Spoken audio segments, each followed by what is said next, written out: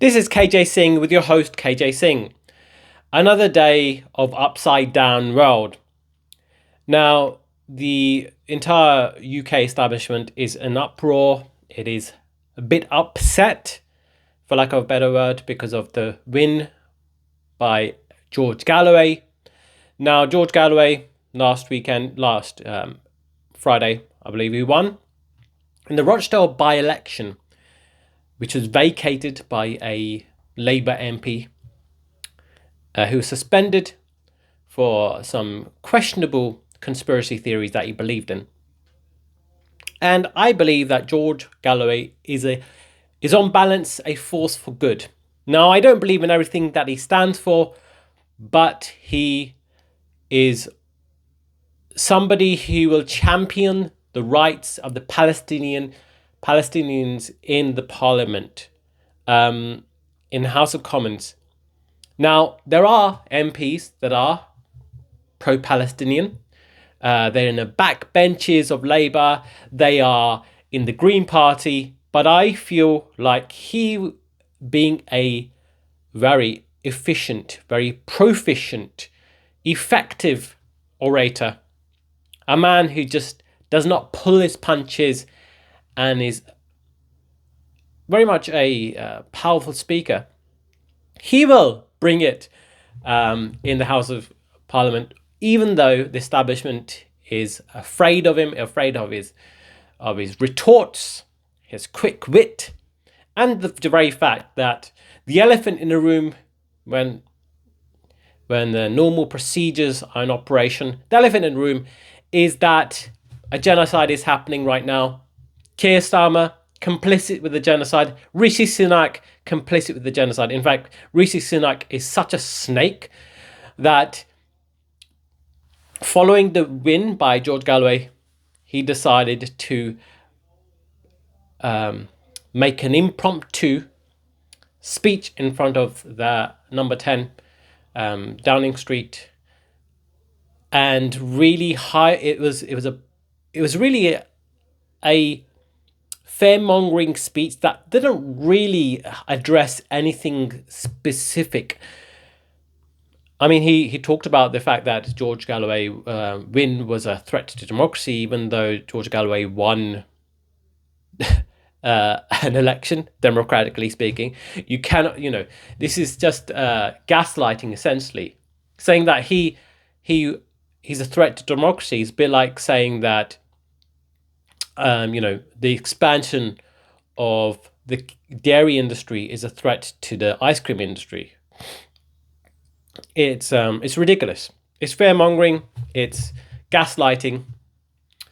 And we're going to see more of this. We're going to see more of George Galloway being shouted down in the House of Commons. But he's the man's strong. The man is a warrior, fierce warrior, and he stands by his principles. He's what Keir Starmer wishes he was, if Keir Starmer had a spine. Now,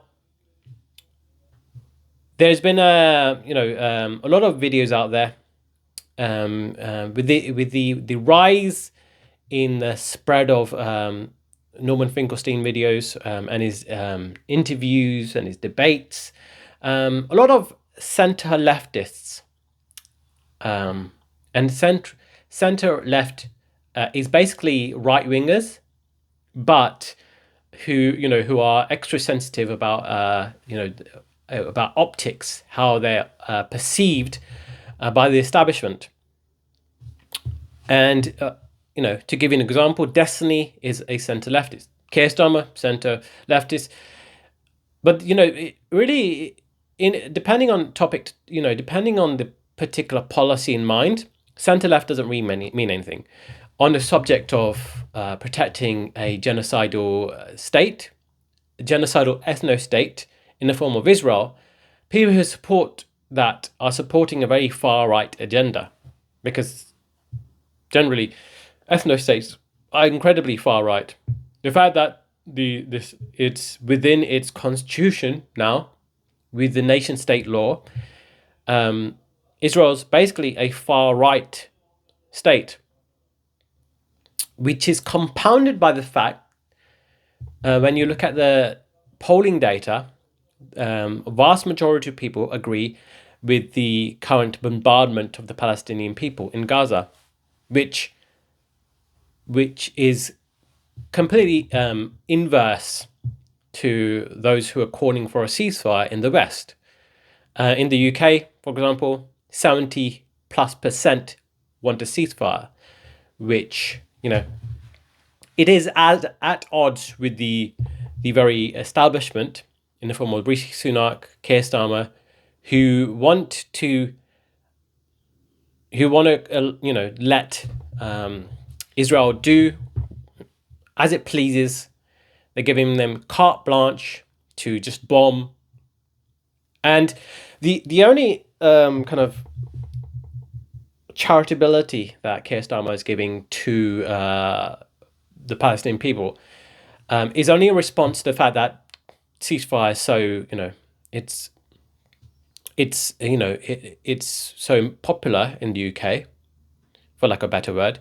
It's what somebody, everyone really wants to pursue, and it really, but because Keir Starmer wants to appeal, he wants to win in the democratic process, and he wants to, and he often uses focus groups to try and win, adapt to what people are thinking, as a litmus test.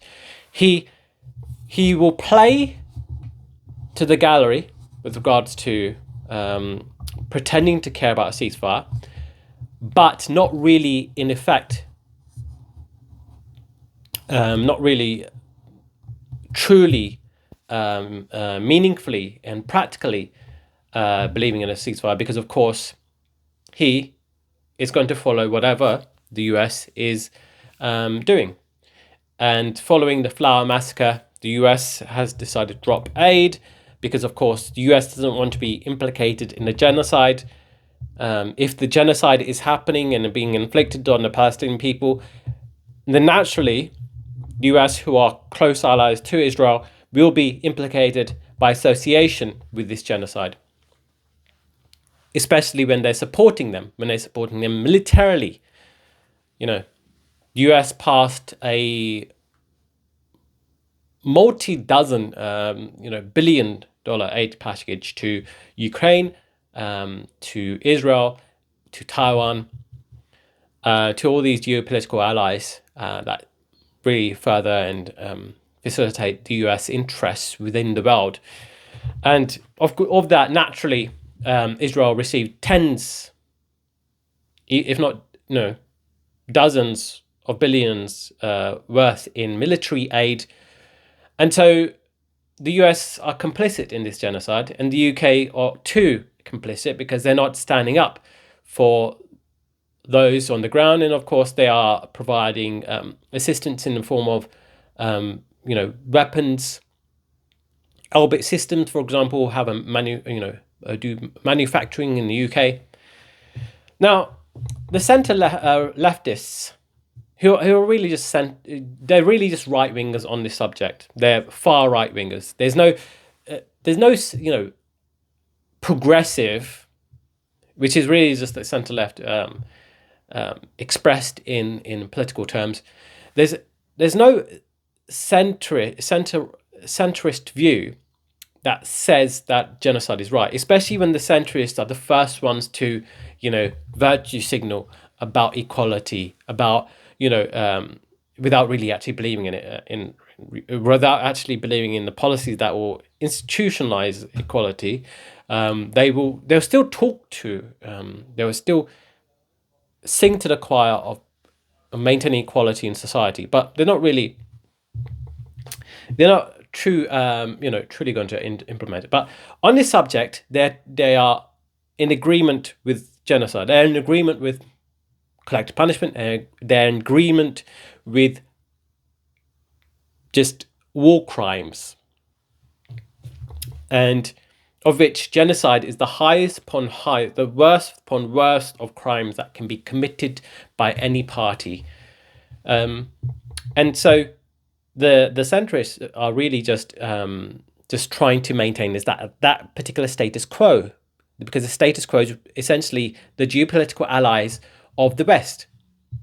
And if the allies of the West all agree and feel like the support for Palestinian rights is something they cannot risk, because of course it would mean alienating one of their allies, then they're going to go along with whatever Israel says.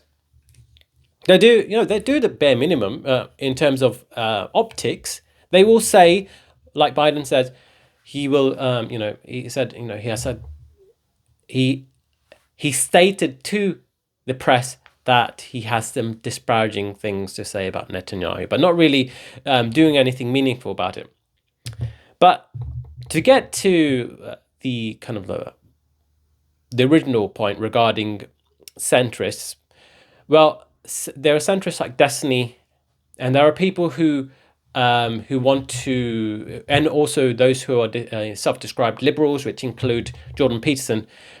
These people are out of their minds when it comes to supporting Palestine, and their entire arguments, this doesn't matter what they're talking about. It kind of all rests on this ideological foundation of social Darwinism, because that's the only conclusion that can be made from their complicity, from their agreement with the genocide, because there are people living there before the establishment of the state.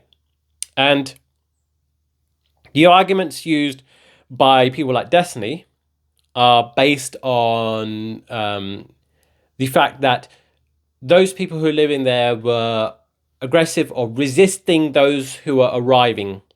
The native people were resisting those who are arriving. Now, this is not only just ignorant, but also shows a lack of empathy, because yes, naturally, Jewish people suffered greatly at the hands, of right-wing ethnocentrists. In Europe, however, the vast majority of those who established the state were from Eastern Europe. Yes, that is true, but it doesn't mean that they have any right whatsoever to impose their will on those pre-existing people in the land.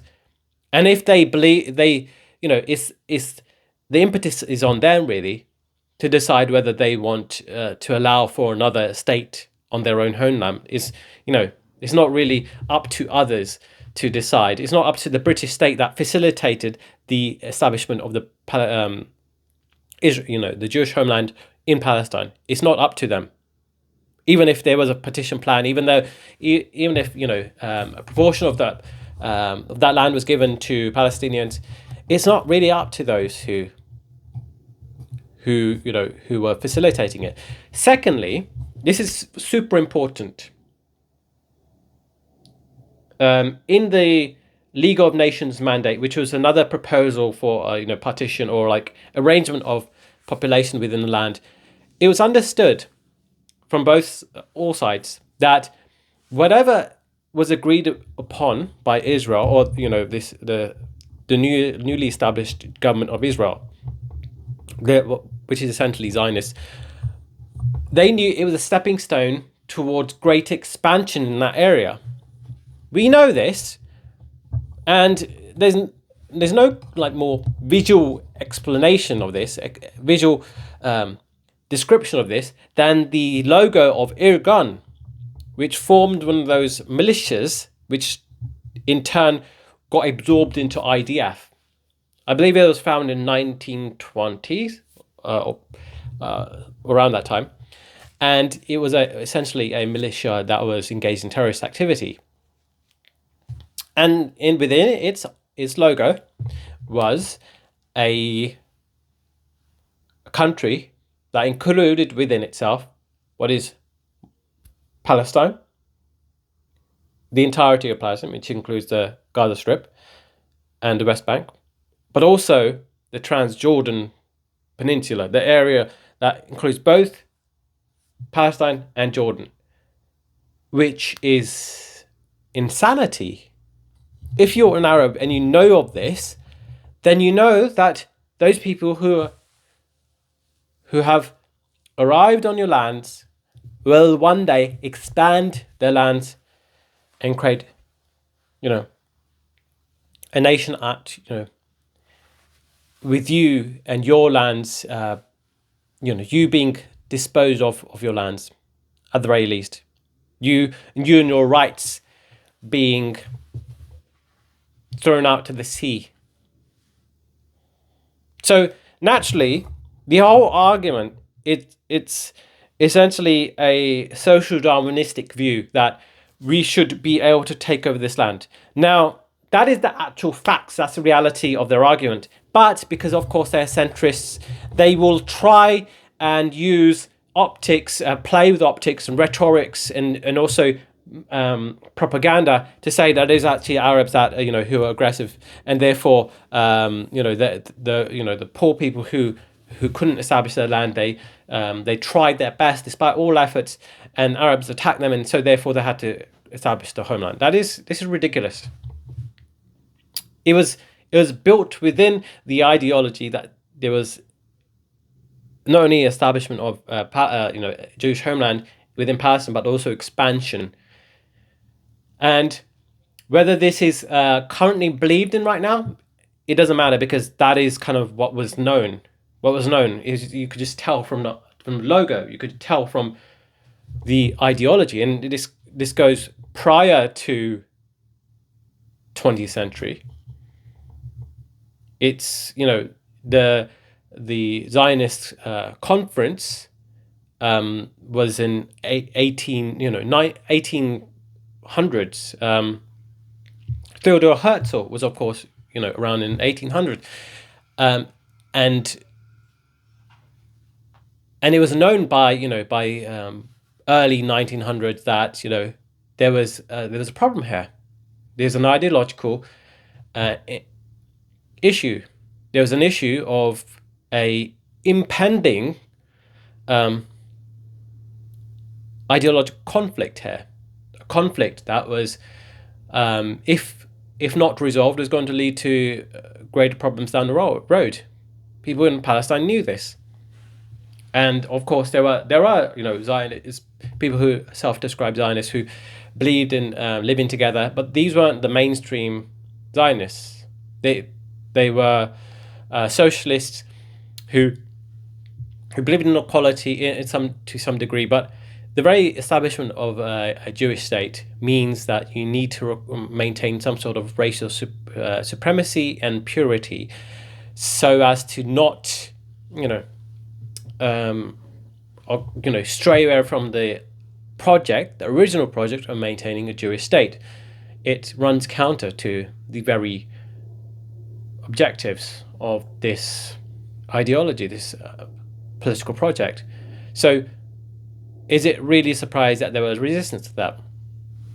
Now, I'm going to do so much, I'm going to do a lot of videos on this. I'm going to respond to Destiny's claims, and of course I'm going to respond to, in different videos, to Jordan Peterson's claims, because Jordan Peterson himself, his views are also aligned with Destiny's, but he also has, which, of course, Destiny may agree with these, but there are, one of his kind of principled arguments, his arguments is that the justification for establishing this homeland on another people's land is that is based on homesteading principle, in that if you can take over the land and improve on it, then somehow you own that land, which is not recognized in any way by human international law in any meaningful way. It's quite interesting that Jordan Peterson would use this argument,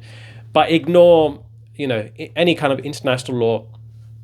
Just this mystical principle that is out there, but doesn't necessarily it's not necessarily believed unless you are the one that is perpetuating it and it works in your own favor.